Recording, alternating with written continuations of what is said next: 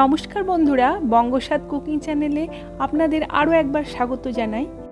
আজ আমি শেয়ার করতে চলেছি পমফ্রেট মাছের খুব সুস্বাদু একটা সহজ রেসিপি। খুব কম উপকরণ দিয়ে আর খুব কম সময়ে এই রেসিপিটা আপনারা বানিয়ে ফেলতে পারবেন। যদি এখনও পর্যন্ত এই রেসিপিটা বানিয়ে না থাকেন তাহলে অবশ্যই একবার ট্রাই করবেন। আশা করি আপনাদের খুব ভালো লাগবে এর টেস্ট। রেসিপিটা ভালো লাগলে লাইক ও কমেন্ট করে জানাতে কিন্তু ভুলবেন না। তাহলে দেখে নেওয়া যাক আজকের রেসিপি। আমি এখানে বেশ বড় সাইজের 3টে পমফ্রেট মাছ নিয়েছি। প্রত্যেকটা মাছের গায়ে ছুরির সাহায্যে আমি চিড়ে নিয়েছি যাতে তেল মশলা রান্নার পর ভালোভাবে প্রবেশ করে। এবার আন্দাজ মতো লবণ ও হলুদ মাছের গায়ে মাখিয়ে নিচ্ছি। ভালোভাবে লবণ ও হলুদ মাখিয়ে 10 মিনিট আমি মাছটাকে ম্যারিনেট হতে দেব, যাতে নুন হলুদ ভালোভাবে মাছের গায়ে বসে যায়। বন্ধুরা, আপনাদের কাছে আমার আবারও অনুরোধ, আপনারা অবশ্যই বঙ্গস্বাদ কুকিং চ্যানেলটি সাবস্ক্রাইব করে আমাকে এগিয়ে যেতে সাহায্য করুন, আর পাশে থাকা বেল বাটন আইকনটি অবশ্যই অন করে রাখবেন। তাহলে আমি যখনই নতুন কোনো রেসিপির ভিডিও আপলোড করব সবার আগে আপনার কাছে পৌঁছে যাবে। আমি কড়াইয়ে পরিমাণ মতো সর্ষের তেল গরম করে নিয়েছি, তার মধ্যে 1 চিমটি হলুদ দিয়ে দিলাম যাতে তেলটা বেশি গায়ে না ছিটকায় মাছ ভাজার সময়। এবার এক এক করে মাছগুলো ভেজে নিচ্ছি। প্রথমে 2টো মাছ দিয়েছি। পমফ্রেট মাছগুলো বেশ বড়, তাই 2টোর বেশি একসাথে দেওয়া যাবে না ভাজার সময়। আর পরের লটে আর একটা ভেজে নেব। এইভাবে কিছুক্ষণ সময় ধরে আস্তে আস্তে আমি উল্টে পাল্টে মাছগুলোকে ভেজে নিচ্ছি।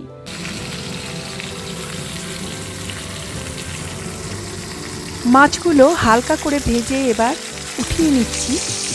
এই রেসিপিটাতে খুব একটা বেশি মশলা লাগে না, দইটাই এখানে প্রধান উপকরণ। বানাতেও খুব বেশি সময় লাগে না, কিন্তু খেতে অসম্ভব সুস্বাদু হয়।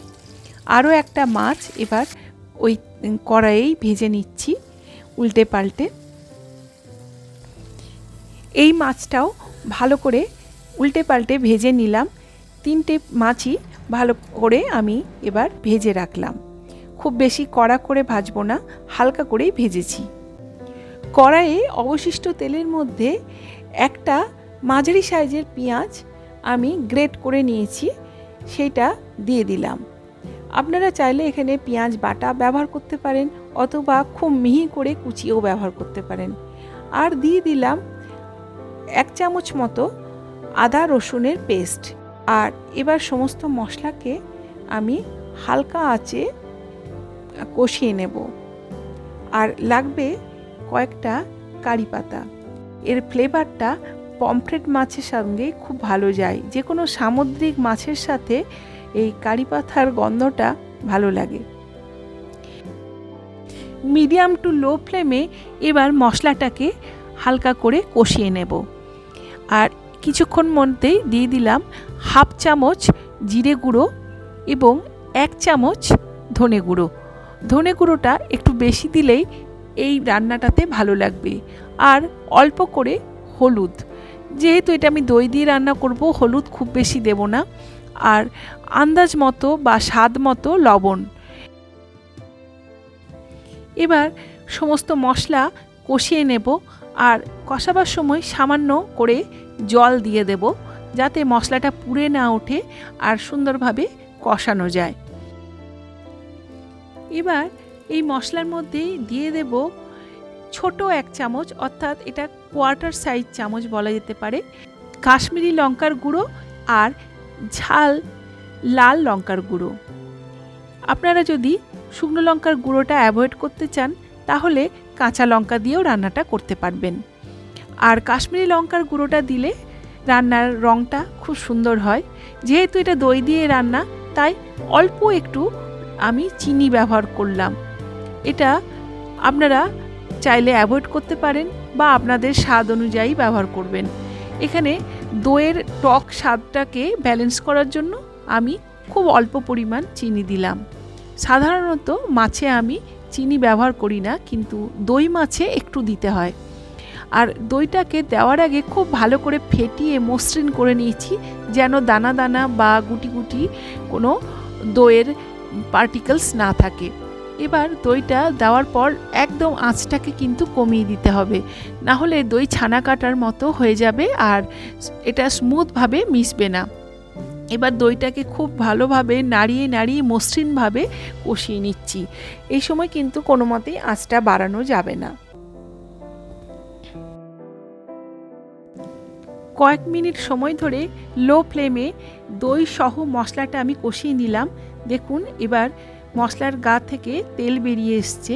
রান্নাটা কিন্তু আমি খুব একটা বেশি তেল দিয়ে করিনি, কিন্তু দই দিলে দই থেকেই কিন্তু একটা তেল বা ফ্যাট রিলিজ করে, সেটাই ভেসে উঠেছে এবং রঙটা খুব সুন্দর হয়েছে। এই সময় অল্প পরিমাণ গরম জল আমি এখানে যোগ করলাম, কারণ মাছগুলো একটু ফুটতে হবে এবং সেদ্ধ হতে হবে। চাইলে আরও একটু ঝোল রাখতে পারেন। আমি এটা খুব বেশি গ্রেভি বা ঝোল রাখিনি, মাখা মাখা মতো করেছি। ফোটার পর মাছটা অনেকটা এই গ্রেভিটা টেনে নেবে। লবণটা আবার একটু চেক করে নিতে হবে, আর মাছের বাটি থেকে যে তেল বা জল যেটা থাকে সেটাও আমরা সবাই দিয়ে দিই মাছের ঝোলে, সেরকম আমিও দিলাম। এখন কয়েকটা কাঁচা লঙ্কা চিড়ে এই দই পমফ্রেটের মধ্যে দিয়ে দিলাম। এরপর ঢাকা দিয়ে 5 মিনিট মতো আমি ফুটিয়ে নেব কম আঁচে। 5 মিনিট পরে ঢাকাটা খুলে কোয়ার্টার চামচ বা ছোট্ট 1 চামচ গরম মশলার গুঁড়ো দিয়ে দিলাম। তারপরে আরও 1 মিনিট ফুটিয়ে নিয়ে গ্যাসের ফ্লেম অফ করে দিলাম এবং 10 মিনিট স্ট্যান্ডিং টাইমে রাখার পর এবার চলে এসেছি গরম গরম ভাতের সাথে এই অসাধারণ স্বাদের পমফ্রেট মাছের রেসিপিটা সার্ভ করতে। আশা করি আজকের রেসিপিটা আপনাদের ভালো লেগেছে। ভালো লাগলে আবারও অনুরোধ করছি লাইক ও কমেন্ট করে জানাতে। প্রত্যেকে খুব ভালো থাকবেন। ভিডিওটি দেখার জন্য অসংখ্য ধন্যবাদ। ফিরে আসবো নতুন কোনো রেসিপি নিয়ে।